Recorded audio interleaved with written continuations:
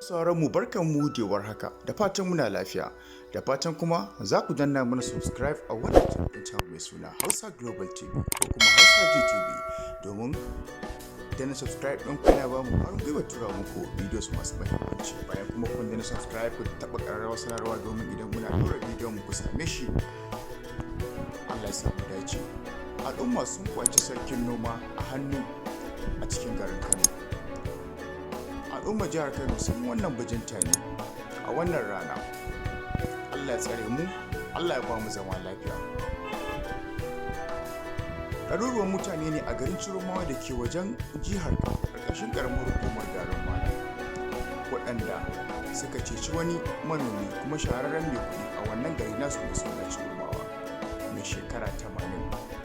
Shi nadabo, ma'ana Alhaji Nadabo shine mai gidan man Chiroma Petroleum Station, sannan shine sarkin noman jihar Kano.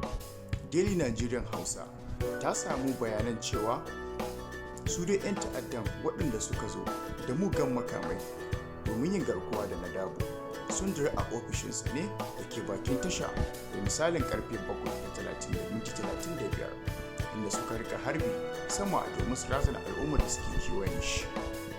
Aikuwa harbin nan nasu bai razana al'umma ba, inda suka tunkari 'yan ta'addan gadan-gadan suka ce wallahi ba za ku tafi da shi ba domin me wannan bawan Allah ya tsufa kuma yana kyautata wa al'ummar wannan gari.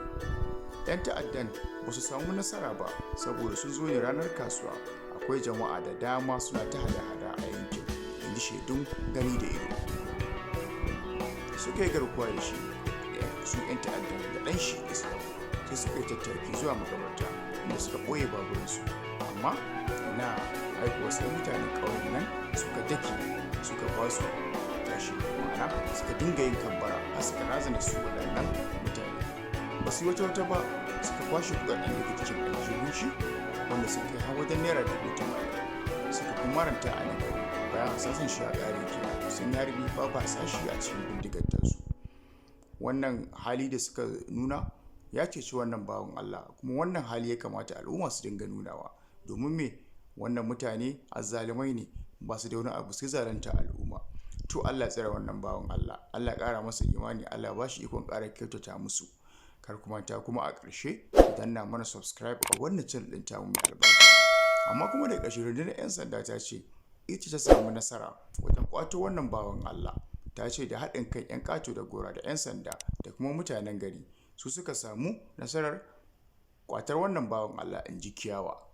To Allah ya samu dace. Ku danna mana subscribe a wannan channel ɗin tamu mai albarka domin samun bidiyon mu idan mun ɗora. Mun gode.